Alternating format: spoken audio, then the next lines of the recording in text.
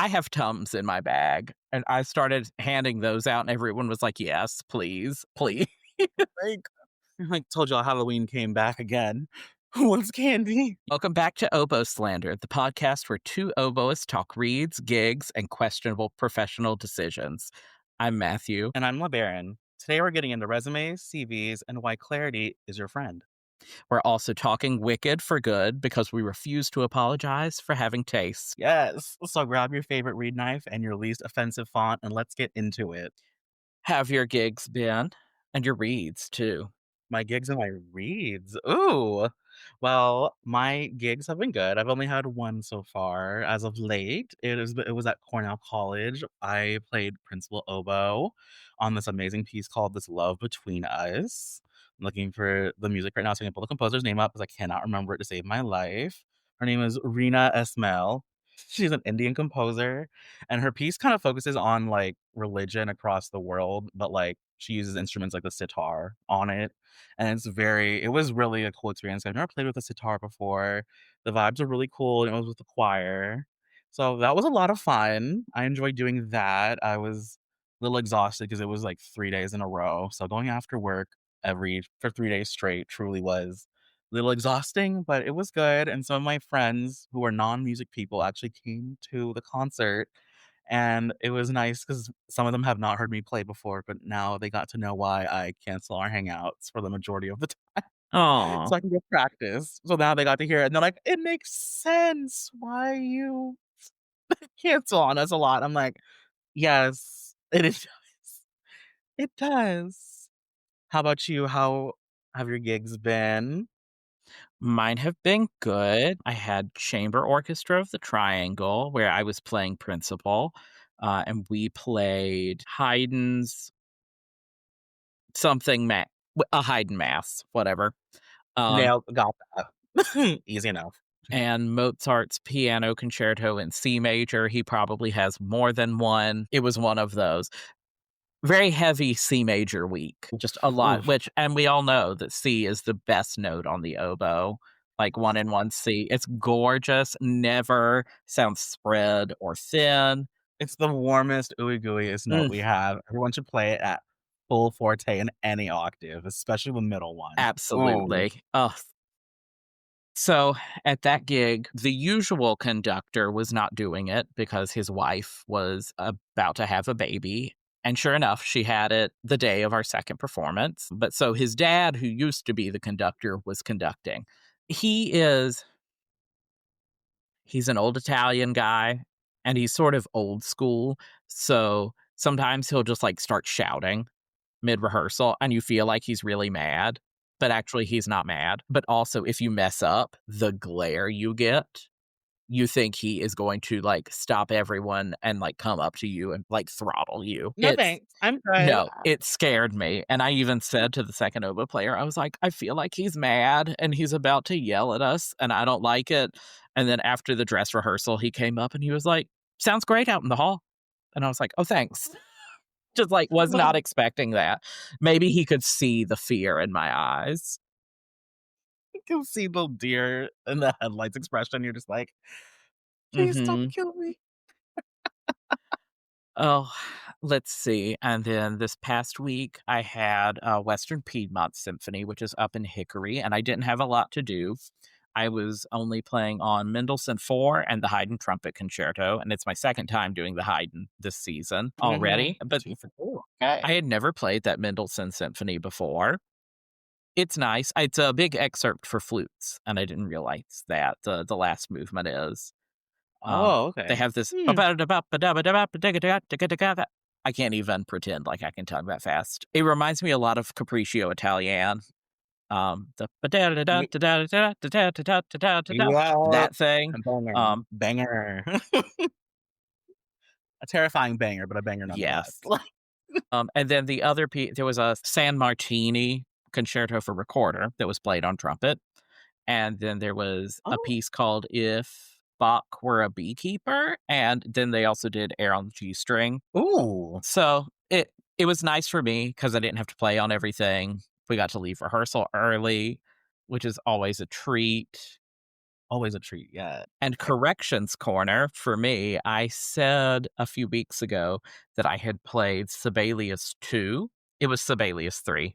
So Oh. I'm a great big liar, and for everyone that was fact checking me, I'm really sorry. If you wanna cancel Matthew, too bad, it's too Oh, late. I was gonna say consider me canceled. It's over. It's too late. You can't cancel one without canceling the other. So, too bad. And let's see, I also just had my typical Monday morning quintet gigs, which are always fine.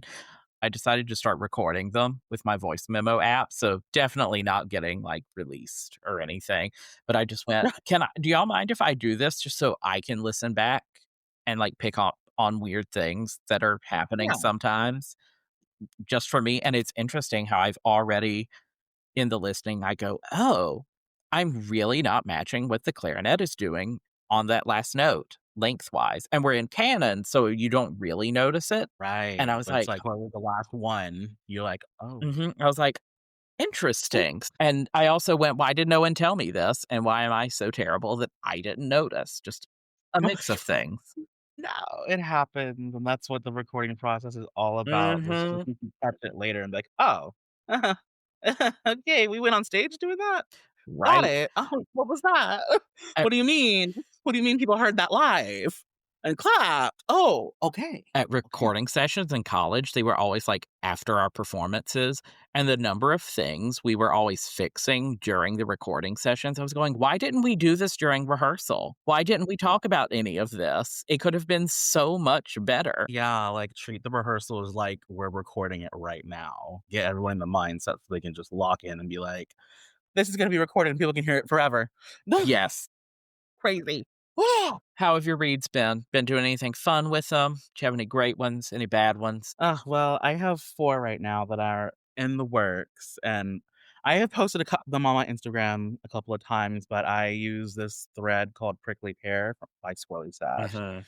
You won't be able to see it, listeners, unfortunately, unless you, like, ask me to post it again, but it's very much, like, Wicked, like, themed thread. It's pink, it's green, and it's gorgeous and fun. But other than that, I actually have been trying out reads to recommend to some of my students and some other people in the area just for fun, just so I can just see what else is out there. Maybe take some of the read making load off of myself since I seem to make a lot of reads for a lot of my students and other people's students. So I have just been experimenting with some from Etsy. One of them is from Mayu Oboe House on Etsy. Love to read. And the other one I got was from Nebraska Music Company. And so far, both these reads were really great intermediate reads. I even played on some of them in rehearsals for that concert I had last week and practiced on them. And let's just say if I'm in a pickle, I might order reads from them because they sounded really good. They're really consistent and I'm just living for it right now. So I'm gonna keep up this little experiment. I'm just like trying reads from other like local small business places just to see who else has good reads that I can recommend to my students and my friends and listeners who might want to know about reads from other people than themselves. That's what I've been doing with reads. What about you, Matthew? What have you been up to? Well, I think that's fantastic that you're trying other people's reads. I have definitely done that in the past, but at this point, I don't know if any of the people's reads that I got even make reads anymore. It's been so long ago. But so I have, as always, been doing, I feel like 100,000 different things with reads, which you're never supposed to do. So do as I say and not as I do, children. Consistency is key. But my Mac Pfeiffer, I just kept feeling like I was making flat reads, and I don't mind having to work a little bit to blow the pitch up, but just everything was consistently flat, flat, flat, flat, flat. And I think I Ugh, may have even talked about this in the first episode that I had read that tying it a little bit shorter would help keep the pitch up. And I don't really understand how that works because the throat is going to be fatter, which to me would I think it would be flatter overall. I don't know. right, because yeah. No, I get it because you would think, like, if you tie it shorter, it'll be more open, and the more open it is, the more flat it could be, Yes, and yet somehow the physics of that versus, like, it being tied shorter lengthwise is like, "Nope, this is gonna be really up to pitch and sharp," and you're like, "This is witchcraft, and it does not make sense to it us." is, and I don't get it, but the reads I've been making doing that has been really nice. And then also in my attempt to kind of have things that are a little bit more up to pitch, I was trying out the Mac Plus tip that I have, and it's a little bit straighter than the Mhm. Mac 5. The Mac 5 is more flared, but the Mac Plus, it feels like it sits I like how it sounds, but it sits too up to pitch. Like, I think this reed that I'm holding right now is probably still at, like, 71.5, and the heart is at, like, 39. I have scraped a lot out of this thing, and it's still sharp. So here is my Mac Pfeiffer. Oh, and I don't have my neck strap on, which, oh, Oh, y'all, neck strap was a game changer. I got one of those little leather things to put on my thumb pad, and then I used the neck strap with it this past week in a gig, and I was like, "I feel so free. I can move so much." And then for my quintet gigs, I didn't use it at the first one, and I was like, "It's so heavy. I don't like this. I want my neck strap back," so I put it on for the second one. I'm such a wimp. as you should, as you Okay. should. Listen, your comfort matters. Mhm. Here's this Mac Pfeiffer.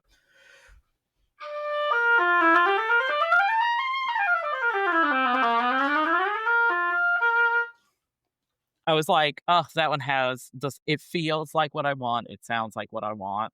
So, really, that's just what I need to keep doing, but I was making these Mac Pluses at the same time.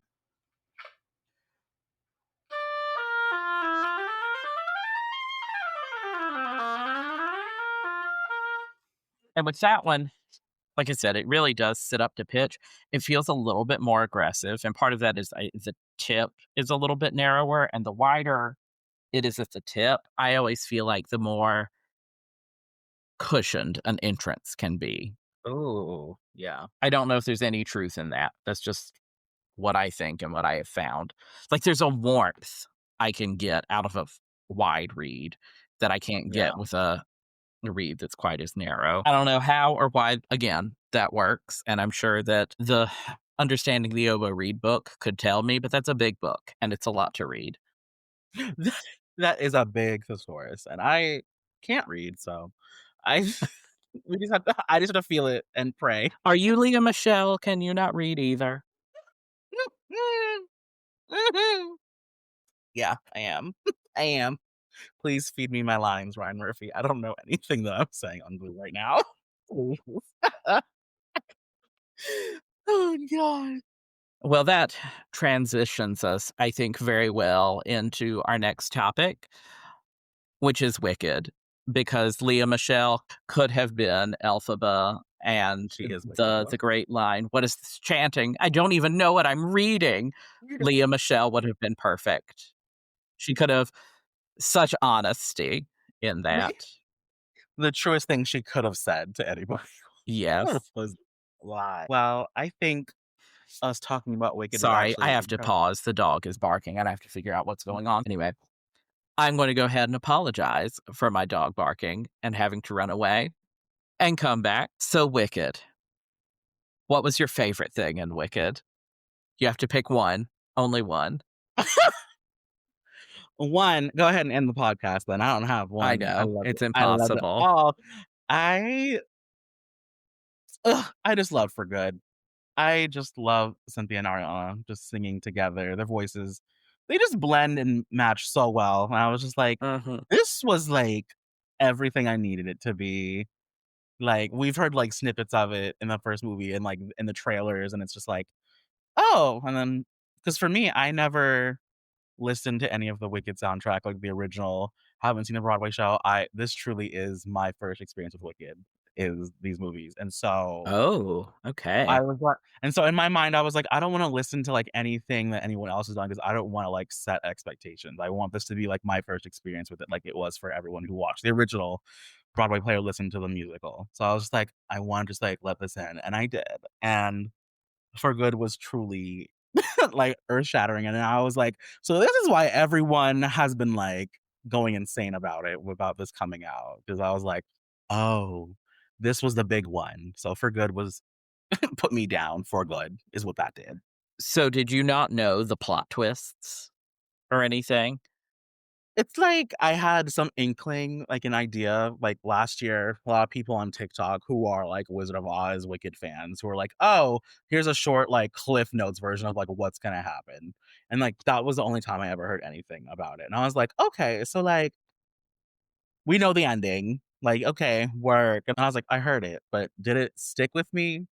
Not really." I was like, "Let me just like feel it." And so when I saw it twice, 2 days in a row, in the same theater, in the same row, at the same Mm. time, actually. I truly was just like every time I was like, I was like, "Oh, okay." I'm crying for a different reason. I'm crying for a different reason. So, I wasn't prepared for those twists, and I was like, "This fan fiction went crazy," and I loved every second of it. My That god. is what it is. And also, well, first of all, people, if you haven't seen it yet, go see it. Number 2, if I'm about to spoil anything, get over it. It's been around since 2003. Skip. Facts. Correct. So Wake up. sorry.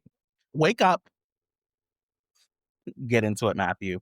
So the book I read before I ever listened to or saw the musical.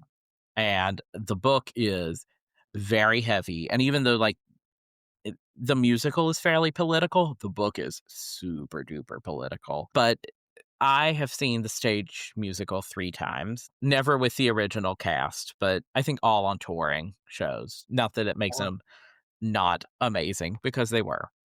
right. Oh, that's amazing. Oh, Yes. it's so good, and I do think they did a really good job in this movie of making Act 2 like, Act 2 and the stage play, they really are trying to condense everything and be like, "We have a lot of loose ends to wrap up real quick. Let's do Yeah. this." And it's, I think, well known for not being as strong and enjoyable as Act 1. Like, I think Act 1, the music is better. Um, it's much more upbeat Mhm. overall and just like, "Yay, exciting, fun." Until the very end of the act. And act 2 can be a little bit of a downer, but I don't think that makes it any less impactful or powerful. Yes. So even I think, I'm so torn about my like, favorite musical number of act 2 because it's either Thank Goodness or For Good. And, like, For Good is just such an iconic duet, but Thank Goodness is just so heart-wrenching to me. Yes. That is also my second favorite is that one because it's one of those, like, "Oh, we're, like, so excited," like, it's happy crying music, like, the message is Mhm. like, "Oh, I'm so happy," but it's like the emotion put behind the lyrics is like, "Everything is ruined. My heart is exploding in the worst way Yes. possible, and I don't know what the future holds," and I'm just like, "I couldn't be happier. Dot, dot, dot." Well, and I'm like, even just the Glinda is going through all of her emotions, and then she's like, "Okay, now I gotta put the face back on real quick." "Anyway," she's like, "Anyways, I'm back." That was Yeah, weirdly dark and sad. I'm sorry. Who did that? exactly. Oh, it's just Steven Schwartz, I feel like nailed that one so well. I also think I like that one because it's a lot of 6/8, 5/8, 2/4. It's just I'm like, "Yeah." And so to me, it makes it feel a little bit more conversational almost Mhm. because it's not just we are not always just talking in 1, 2, 3, 4. It's lilting so Yes. much more. Oh, It it's just so good. it helps add to, like, the emotional tension. "Couldn't be happier." I'm just like, Mhm. "Ooh, would love to know." Let us know in the summer whenever we have summer pops melodies if we're gonna get to play, like, for good, like, Yes. Oh orchestral my arrangements. god. Let us know when thank goodness 'cause that's what I'm anticipating that one already. I'm anticipating that. There was also so much good emotional oboe in act 2, and that's what the oboe does in movies. Like, when people are super sad or someone dies, it's our time to shine. Do you mind if we just take the stage? One of the most beautiful sad instruments out there. Mhm. Just do you mind if we have a little solo in for good? Do you mind if we just, one of the most beautiful sad songs ever? Just Ugh, let the oboe handle that. I just yeah. Wicked for good. I've been everything. changed. I've been changed. course I I'm still thinking of things because all right, we had Ethan Slater, like, going from, "Oh, I'm silly little Bach," to, "I'm depressed Bach," to, "Imma kill you Bach." give me the axe. And I was like, "Oh." I was like, "Whoa, whoa, whoa. Well, say someone y'all cut. He's getting a little too into it. This was a little too live for me." That I was one like face he made, like, where he turns and looks at Glinda, I was like, as the Tin Man, I went, "Oh my god."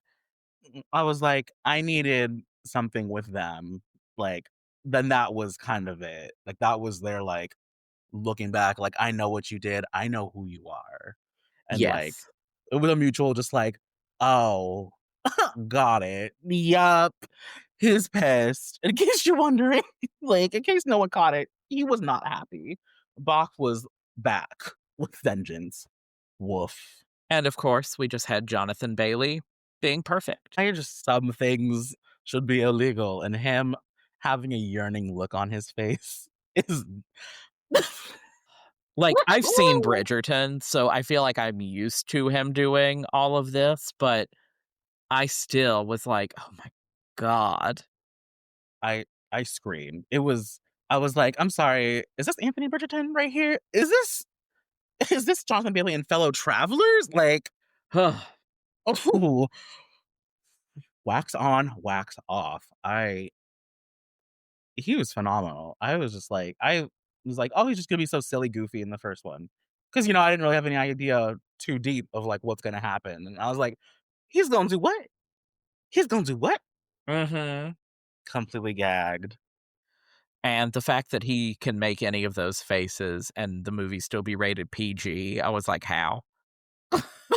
No, truly, I'm just like, "She got that cardigan on," and I was like, Oh, that "There are cardigan. children in the back. Y'all need to go home. This cannot no, she's about to do something. Something really PG-13 rated R is about to happen." And they're like, "Just skip to it." And she's like, "I finally just felt a little," and I was like, "Not like this." I was like, "This ain't the Wicked they met, girl, but I'm glad you felt that." Mhm. Also, the ending of the movie versus the ending of the stage play is, I won't say very different, because the end of the stage play, like, you still know that Elphaba's alive, I think. Yeah, I say that now I'm second to guessing myself. Anyway, You're like, um, I was under the impression that she was still alive at the end of the play, or maybe it's supposed to be left up to the watcher, and so, I just like, felt that way. I don't know. if it was at the end of the day, she was still alive in your mind. Yep. But the what did they call it? Like, the outside of Oz, like, the other region or Probably, whatever? like, the outskirts or something, Whatever. something of I that don't know if nature. you ever saw, the movie Return to Oz. I did not. Okay, No. so that was, Heard of like, a it. sequel made to The Wizard of Oz, and it reminded me a lot of that Ooh. because Dorothy gets there, and it's just like a wasteland completely, Oh, um, whoa. because so much Heavy. time has passed, and also, she doesn't have Toto with her anymore, she has a chicken named Belinda, I think. B Belinda? I think so. I am actually gonna look that chicken's name up. Ugh. Belina, that's it. Not Belinda, Belina. Oh my gosh. Um, Belina, not not Bellini, not well, now Belinda. I'm thinking about that scene in, Muppet Christmas Carol where Miss Piggy can't keep her children's names correct. She's like, Bettina, I'm Belinda, Belinda," and, like, it's like that all the time. That's how I feel about this. Belina and Belinda, and the chicken is Belina. Yes, okay. I wasn't ready for the Miss Piggy impression. Right. Ugh, And, oh, see me another series that's about a pink and green character. You yes. nailed it. Who are also in Um, love. Nailed it. mhm, I just it's all there. In case you're wondering, Wicked's in every form of media. You just have to open your absolutely. eyes. Look with But your eyes, please. Return to Oz is terrifying. There's a little machine man named TikTok, and then there's also there are these things called the rollers, and they're just, like, on their front arms and their legs on roller skates, and they, like, chase Dorothy around. They're Oh, terrifying. And then oh, the main villain is this queen who, like, swaps out heads. oh, okay. Watch it, but prepare to be terrified. And, sorry, the whole reason that Writing Dorothy that. ends up back in Oz is because she's still talking about going the first time, and so she's going in for, like, electroshock therapy. Oh. She is dropped off at an asylum. And you know what? Yeah. I I would too. Anime, I would drop her off, be like, "Yeah, homegirl's gotta go." So, I can't keep talking about this. no. Even the dog is talking to her like, "Please stop." Toto said, "Please stop." That's terrifying. I also sorry, the end of Wicked, going way back now, in the stage play, to the best of my knowledge, Glinda doesn't suddenly, like, get use of the Grimmery, and in the film she did, and I had to think, "What do I think is happening here?" I love to think about these things, like, why did this happen? Why does she suddenly have powers? And what I kind of landed on was that well, because okay, Madame Morrible, Wicked Witch, Wait. Michelle, yo, you better keep it up, diva. She ate that up. She said, "I want a soundbite so bad." I I was like, "You know, know what? Give it to her. Give it to her." Yes, ma'am. but she was clearly magical, but the Grimmery didn't open for her either. So I was like, "Hmm, that's interesting."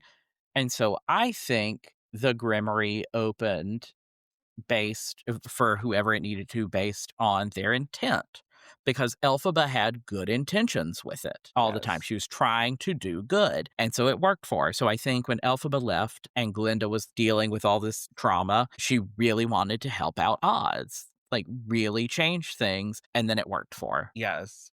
So I 100% agree with you on that. I think the book only wants to help those who wanna seek to do good for others, and she finally got to that point after realizing what goodness really meant and what you have to do with it. It's not just a word, it's actions and intent. trying to think if there was anything else from Wicked that I was like, "Oh, I have to talk about this." Well, I will say, I know that Michelle Yeoh is getting a lot of hate for not being able to sing, and that's not her fault. That is John M. Chu's fault, like, 100%. Exactly. She told him, she's like, Yeah. "You know I can't sing, right?" And he was like, "No, it's fine. Ariana and Cynthia really are advocating for you to be in this, and I really want you to be here too." And she's like, "Again, I can't sing." But then at the end of the day, for me, that didn't bother me because honestly, like, I was like, her stuff was more like she was kind of like speaking it with like a different pitch. Sure. I was like, "Okay, she Oh, can't sing. That's fine. That's like 3 lines that she did that in. That's not gonna ruin it." And people are well, like crashing out. They're just like, "Oh my gosh, any of the Broadway ones would have been perfect." that technique that you're referring to is called speak singing. Uh, Like, there it is. I'm just like, go back and listen to, like, My Fair Lady on Broadway. Listen to Rex Harrison. He couldn't sing, and yet he was one of the leads in that show, and he just did a lot of speak singing through all of it. That's all he did. Like, it's a very common thing, and I know that even when she did sing, it really didn't sound very good, but I was like, "Fine, whatever. This is not taking me out of it." Exactly. I was like, "You guys are getting really upset about the wrong things because it was like book like, it was like she was surrounded by, like, other people singing, like, Mhm. she it wasn't even like a minute. It was like 5 or 6 seconds, then bam, Ariana was right there again, and I was like, "Oh, we're worrying about one little thing." This was the only other thing that this was a huge disappointment to me, and it mattered this much, like, none. Um, I really wanted Ariana to sing that F6 at the end of Thank Goodness, You said, and she "Take it up, didn't, girl." and I was like, "You sang an E at the end of No One Mourns the Wicked. It's just a half step. You can do it. A We're half step right higher." just like Just do it. Like, Ugh, I wanted it so bad, and when it didn't happen, I was a little bit like, "Mm." like, popcorn thrown on the ground. It's like, well, now I'm mad. I What was did. I had a little toddler fit for a second, and then I was like, "It's fine. It's really fine." I'm calling John M. Chu. I was like, so we did have another job. Make sure she hit the notes I needed her to hit. Cause she Ugh. could hit that in her sleep. She's hit that in her sleep. So I think she was just like, I don't want to go crazy. And I'm like, I need the crazy.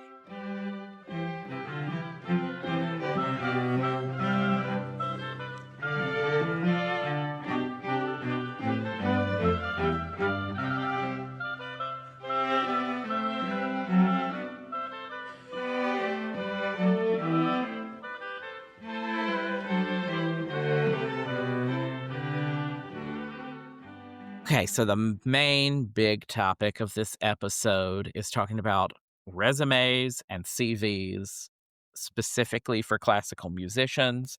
And I think some of this can, anyone can kind of use some of this, but I feel like musicians, resumes and CVs for musicians are like very specific. Yeah.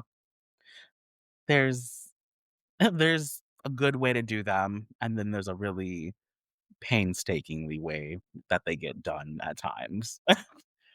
It's not fun, I'm sure, for people on orchestra audition committees to have to read those, or people who are on hiring committees for, anything would like that. So that's why we're gonna get into it a little bit about that.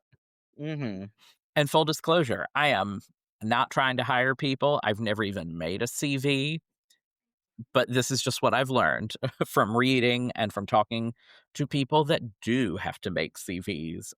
I've made a lot of resumes, and this actually came up because I was looking at a colleague's resume on his website, and some of the things I saw, I went, does that really need to be on there? Or some of the things even felt a little bit misleading. Um, and I didn't love that, but I went, well, it does make it seem better.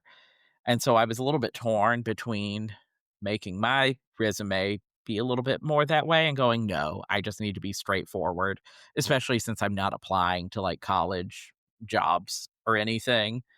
It doesn't Right. need to look that expansive. Really, for audition jobs, they just want to see that you can actually play your instrument, kind of, before they let you come. Exactly. They just want a little bit of just a little background on you. They wanna humanize you a little bit before they completely Mhm. dehumanize you in an audition, and you're Oh, just a number. Like, yes. it's thank you halfway through an audition. I'm not talking from personal experience. I would never experience something like that in my life. It's fine. The flashbacks are hitting me quickly. So on my resume, I think I just have all the groups I currently play with and groups I've subbed with and the years. And granted, for the sub ones, I think I just wrote sub next to it and didn't write years because at any time I can go and sub. And there are some years I don't sub with them because they don't need me, which is totally fine.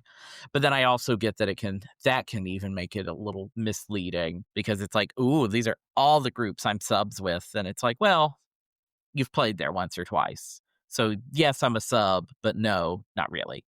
Right. I also think with resumes, it's super important to just keep them to one page. If it is longer than one page, it is too much. Trim that up. I also think that you have to tailor it a little bit for what you're applying for. For instance, Yeah. when I applied to like a job in higher ed working as an assistant, my resume looked completely different from like my performance resume. Because also on my performance resume, I have that I went to UNCG for 3 years and studied the oboe. And I don't put a graduation date or anything on there because I didn't graduate. I try to be as clear as I can about without Yeah. just putting did not graduate on there. Right. Leave it up for interpretation, question mark? What do you guys think? Any questions from the audience?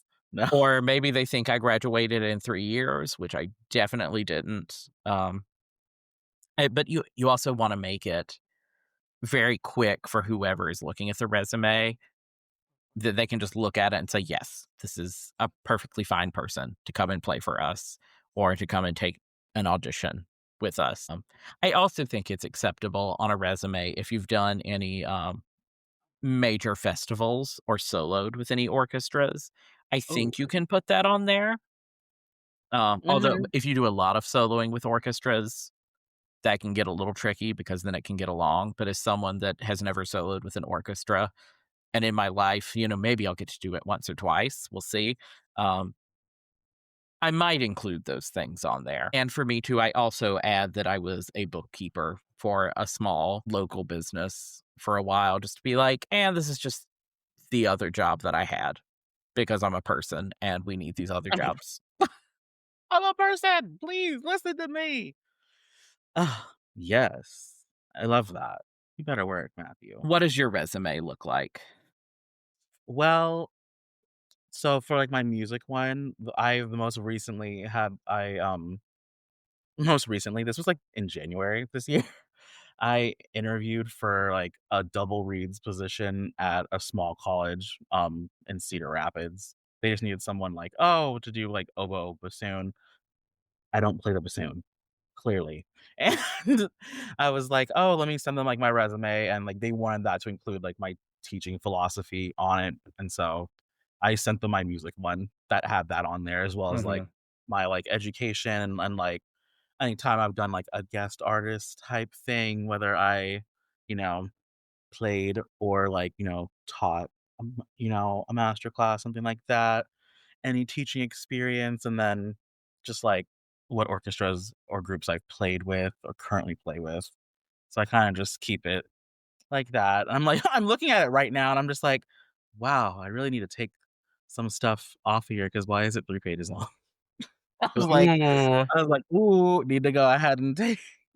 Like, if this is gonna be for an audition, I will obviously take out the, like, teaching philosophy part and, like, Mhm, guest artist type thingies, I'll just put in my teaching section. We'll just vanish from that for an mhm, audition.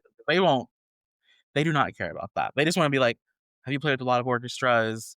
Do you play with any currently? Are you employed with any? Will this conflict with our, like, orchestra if you have a scheduling conflict?" And then they just wanna just be able to get through it quickly so then they can just get to the listening part of that audition and be like, "Just kidding, throw this out with him too." Garbage mhm. all around. And they're like, "No hire." I'm like, "Got it." Ugh, no hires all the time. No, I was gonna say, I feel like for that college job you applied for, 3 pages is fine because it's not necessarily a CV that you sent in, but it's more like a CV that you were filling out or Yeah, creating because you do yeah. have to include so much more. And again, y'all, I have never learned how to make a CV because I haven't needed one. I never took a class about making them. This is all just what I learned on the internet, which can definitely lie. And you know what? If people post it on their website for you to look at it, it's good to have examples there to see what people might put on theirs. Give you a good idea for, like, the formatting, that's my personal thing. I love to be like, "Ooh, what format is that? Like, it looks kinda nice. Mhm. Can we can I replicate that? What colors or no colors?" I don't know. It just depends. I also started that new job recently in August, and so my brain has just been, like, looking at my regular normal, like, resume and or CV. So I'm just like, music stuff. I'm like, "Oh, wait, that can't be on there. I need to put, like, my actual work experience Right. and what I can do with a computer." And I'm like, "Okay, this is fine. They asked for all of this. I'm sorry." So, it's fine.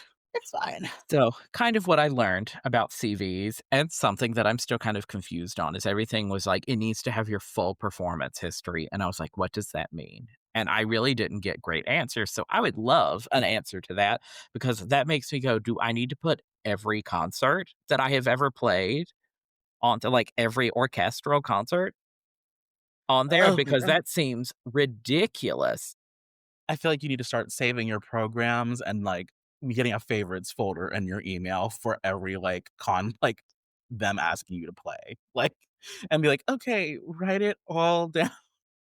And really, I know that that's not what that can possibly mean, but it makes me go, "What does that actually mean then?"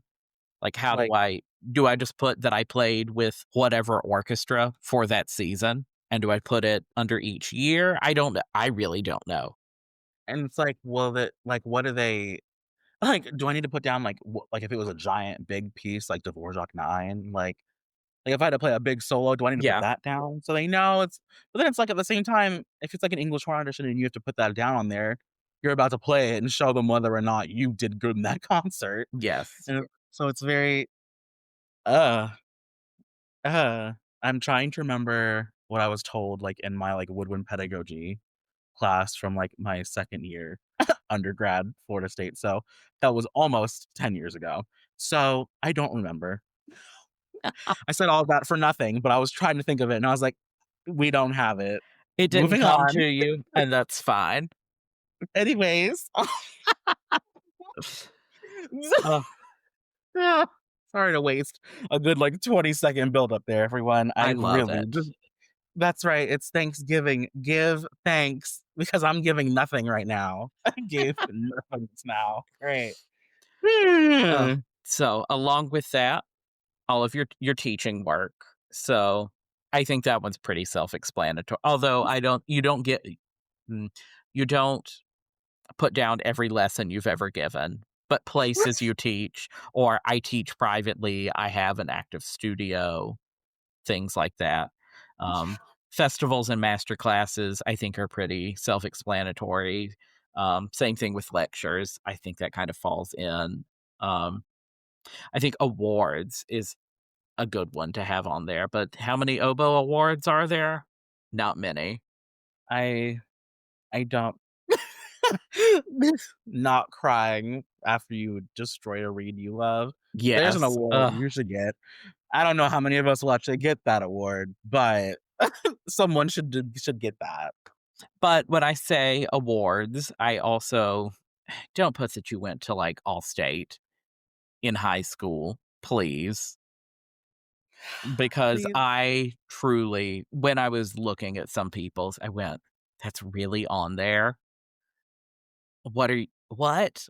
Are you kidding me?" It Like just seems a kind of ridiculous. if you're going to be, like, in your undergrad and you're, like, taking a pedagogy class or your teacher decides for studio class one day, we should all, like, work on a resume together, do something like that so we can kind of just get the idea of it. Sure. If you are actively not in school and you teach children who do participate in All-State, I don't think you have to put it on there. That's my personal preference.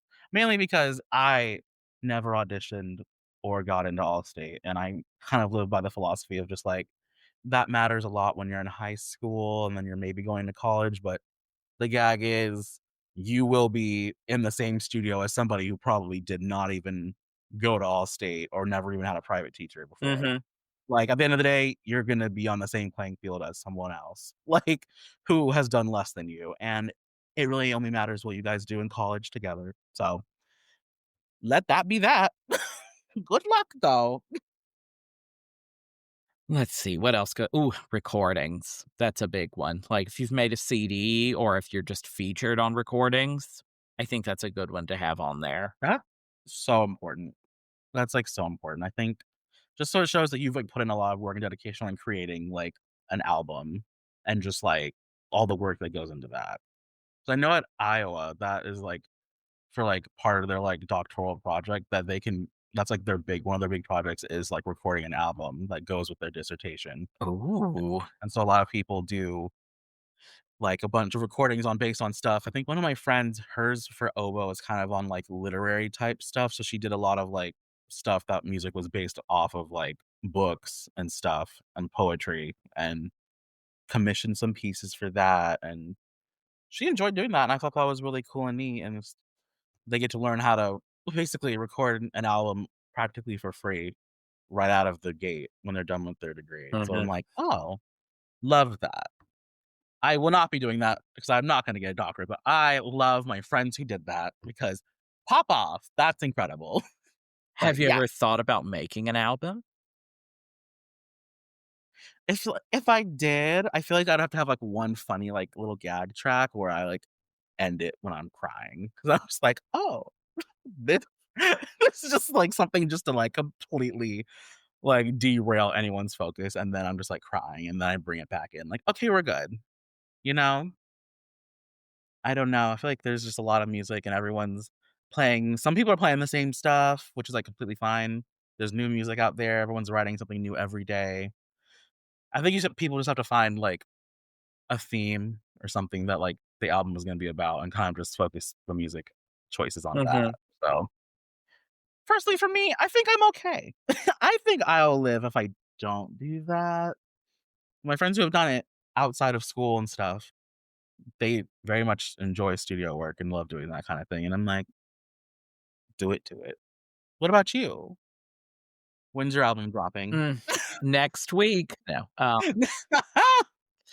it's the Get it? Oboe Wicked album. No. Oboe for good. Yep. Mhm. Yep. I think I would enjoy making one, although I think I would want it to just be like a chamber music album, and it not like all the same chamber setup, but like I'm playing in all of the different chamber groups, but just Yeah. doing something from everything and just being like, "These are just some of my favorite chamber works. There they are." Honestly, I could see you doing that. I think that would be really fun because you love doing chamber music, first of all. You like, like we've said previously, Matthew loves woodwind quintets. So this makes sense why Matthew would want to do, like, a chamber album. I think that would be a beautiful idea, so let me know. So we've talked Yeah. about all this professionalism, and now I'm gonna talk about something that's a lot less professional. People who have their phones out in rehearsal. This is what I am slandering. Let it begin. It drives me up the wall for a lot of reasons. Like, fine, I guess, if you're not playing on a movement, pull your phone out and scroll. Make sure your volume is turned all the way down if you're gonna do that. Shut up. Please, Shut please. up. I No just way. that instant, like, they open something, they accidentally click on a reel, and it's like, just have your volume turned down already. Please. Think about that ahead of time. Oh. But what's been getting to me recently is people that have their phone on their stand all the time. Just sitting there, just take it off, put it down somewhere, and I've had some people be like, "Oh, I'm recording." I'm like, "Record it next to you. It doesn't need to be up there." And granted, I know I've been guilty of taking a video in rehearsal a couple of times, like I did for the Nutcracker recording that's on my Instagram, Such a good recording. but there are some people that they are doing it all the time. And yes, like I said, record, put it if you need to go back and listen, just put it down next to you. It does not need to be on your stand. But then there are other people. There's one person I work with, and she has her stand up there all the time. And I'm like, please quit playing Candy Crush every time we stop. Please. Playing Candy Crush in 2025, we'll have to do a separate episode on that one. Yes. 'Cause that's addiction to the Mhm. max. Well, I do Anyway, think that's a huge part of the problem is I think she's pretty severely addicted to her phone. she's she's crushing the candy, and I'm like, "Oh, we need intervention." Intonation and intervention, they are aligned. So really, to me, some of the big things are also your phone shouldn't be on vibrate either, because I hear it going bzz, bzz, bzz. On the Please, stand is on the stand crazy. or even next to you, just don't have it vibrating. Now, granted, I have an insulin pump, and sometimes it vibrates, and there's no way to make it be on silent completely. It's also a medical device. It's not my phone. So if you ever hear me making little vibrations, that's what it is. I'm not being a hypocrite. No, literally, you're fine. You need that to live. Some people think they need their phones to live. And I'm like, "You're in rehearsal. You don't need it right now, do you? Do you?" And the other thing is some people, when they have their phone out, they're like, "Oh, I'm using the tuner." I'm like, "You don't need it. You should not have that tuner out right now. If you needed to check something real quick, okay, fine. But also, I really don't like people using phones as tuners. That's a weird me thing that I don't trust them. And actually, like the older your phone is, and like if it's got a low quality mic on it, it's going to do a really bad job of checking things to see if they're in tune. And that's why I'm just like, I use my tuner, like my Korg 60 or whatever it is. And I Yeah. use the little mic clip when I give the tuning A or even when I'm warming up, because otherwise you're getting all the other sounds. And I want it to really mostly just be picking me up. And I will die on that hill that I really dislike the phone tuners. I just really, really do. No, pop off. You're absolutely valid for that because it's like, yes, I know the convenience of having it there. I have one on my tablet and I've had one on my phones, but I actually never use it when I'm in a rehearsal. I use like a regular chord tuner because Mhm. I'm just like, I'm too old school for that. And I've just seen too many horror. I've sat next to too many like Oboe players and seen the horror stories and witnessing it of them just like, "Oh, are we tuning?" And they're trying to open their phone, like panic, unlocking their phone, and they're like, Mhm. "Where is the app?" And I'm like, "If you're gonna have it on the phone, it should already be up. Like, it should be on and up, no." And then they're, like, frantically, like, throwing it on the stand, trying to tune, and, like, all their adrenaline is, like, rushing, and they're like, "Eow, eow, eow, eow, eow," until it's in tune, and I'm just like, "Girl, what was that?" Mhm. I don't know. I don't know. And yes, I know the Korg tuners before anyone listeners jumping around right now. I know they're expensive. They've gotten crazy expensive. That's because everyone needs one and they're kind of important. And I just think it's a good investment just to have it and use your phone like as a backup one in case of emergency if you're tuning an orchestra. And I also just think like I think people using the phone one makes it a little too convenient for people who aren't playing principal, and they will, like, pull it out to check if they're in tune, and I'm just like, "We're 30 minutes into rehearsal, this isn't gonna help you now." It's Right. far too I'm, like, looking up at string players in the front of me, I'm just like, "That's not gonna help you." It's nope, no, back out. Just listen. Just listen. Don't play for a second. Just listen with your ears. Mhm. Yeah. So now I'm gonna tell a story, that happened. I don't did I even tell you this story? It happened a couple weeks ago. No, I don't think you did, and now you're getting a real, like, the Yes. raw expression and reaction from Yes. me. Oh, okay. I wasn't even Oh. there for it, but I'm so excited to tell it. So this is with a group that I typically play with, but I was doing one of my other gigs instead. And the person that was filling in for me, I asked him how things went, and he was like, "Fine," except for someone in the orchestra's phone going off during one of the pieces in a very quiet section. But the phone was left on stage in a purse behind the riser, and the alarm started going off. So No. not like ringing, where it would at least eventually stop, an alarm that will not stop unless someone turns it off. And so everyone's just sitting there going, "What do we do?" And apparently the conductor looked so mad. And finally, he was like, "You need to get down there and you need to go turn off their phone. You need to turn off their phone." And so the poor guy had to like jump down off his riser and go rummaging through the person's purse and make sure that the phone stopped. I'm gonna So, be sick. I honestly cannot believe that in that orchestra we have not gotten an email saying no phones allowed on stage anymore or something like that. You would think you would think after, like, that experience, like, you would immediately, "What?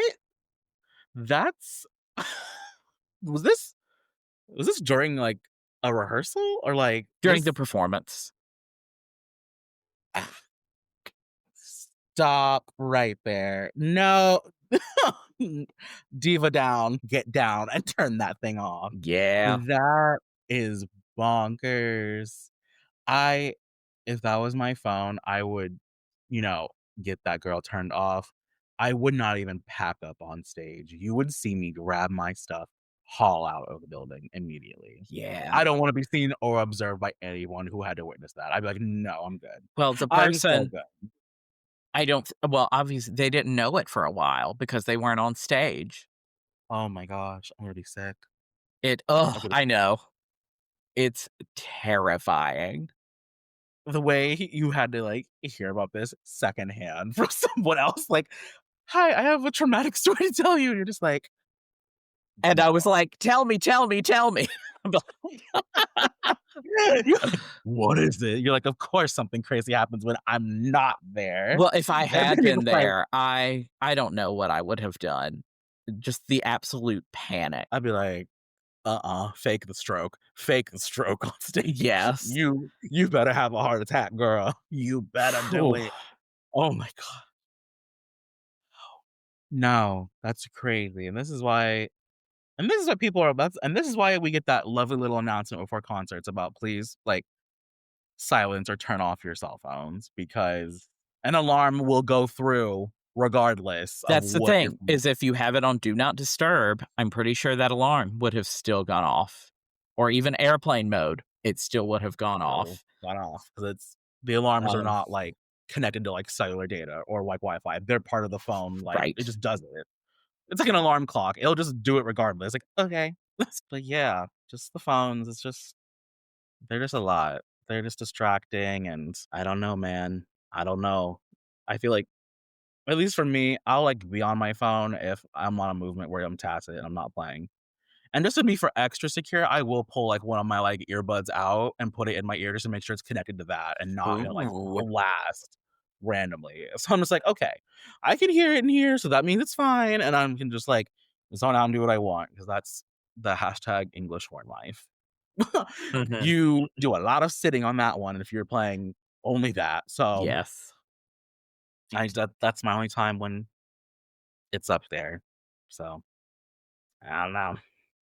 I don't know. I'm also just like I just feel weird about it. I think it was just like, my high school band directors, college directors were just like, "Yeah, don't have your phone out during rehearsal. Like, this is a class, and for some of you, this is like the career you want. Why would you want to have your phone on your stand when you're supposed to be like working?" I'm like, Right. "Ooh, ooh, ooh." The only time I ever saw a professional be on their phone was my high school teacher when we played a concert together because the music that he was given was missing a page. He had to get on IMSLP on his phone. He got on IMSLP on his phone.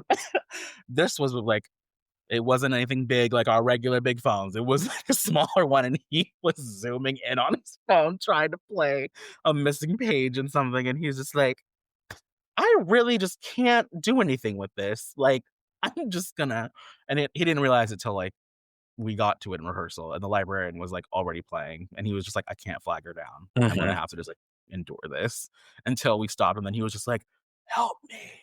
So, it's just like just watching him be like, "I can't.